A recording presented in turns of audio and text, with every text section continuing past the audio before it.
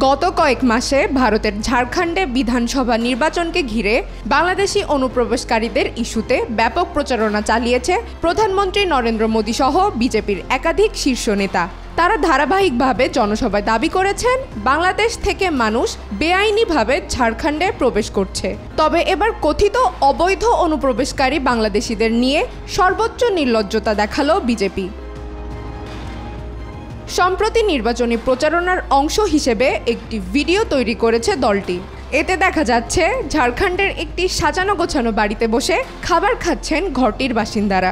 ওই সময় দরজায় কলিং বেল বেজে ওঠে। তখন বাড়ির এক লোক দরজা খোলার পর দেখতে পান মাথায় টুপি দেওয়া প্রাপ্তবয়স্ক অনেক মানুষ, কিছু নারী ও অসংখ্য শিশু দাঁড়িয়ে আছে। তারা ওই বাড়িতে ঢুকে পড়ছে এবং বাড়িটি নোংরা করছে। ভিডিওতে দেখানো হয় পুরো বাড়ি আবর্জনা দিয়ে ভরে ফেলছে অনুপ্রবেশকারীরা। তাদের শরীর থেকে দুর্গন্ধ বের হচ্ছে এমন দৃশ্যও দেখানো হয়। এর মাধ্যমে মূলত বাংলাদেশি অনুপ্রবেশকারীদের বোঝানো হয়েছে, যাদেরকে নোংরা হিসেবে দেখানো হয়েছে, যারা বাংলাদেশ থেকে ঝাড়খণ্ডে গিয়ে সেখানকার পরিবেশ নষ্ট করছে। ভিডিওর শেষে এসব সমস্যা দূরীকরণে বিজেপিকে ভোট দেওয়ার কথা বলা হয়।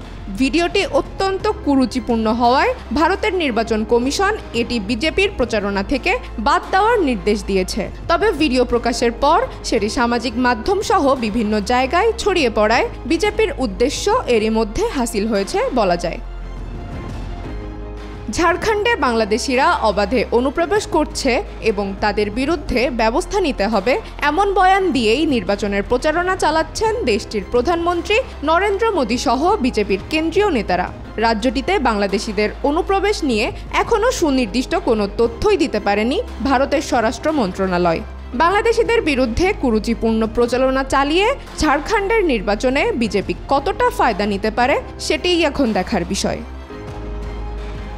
চন্দ্রিকা মজুমদার, আজকাল।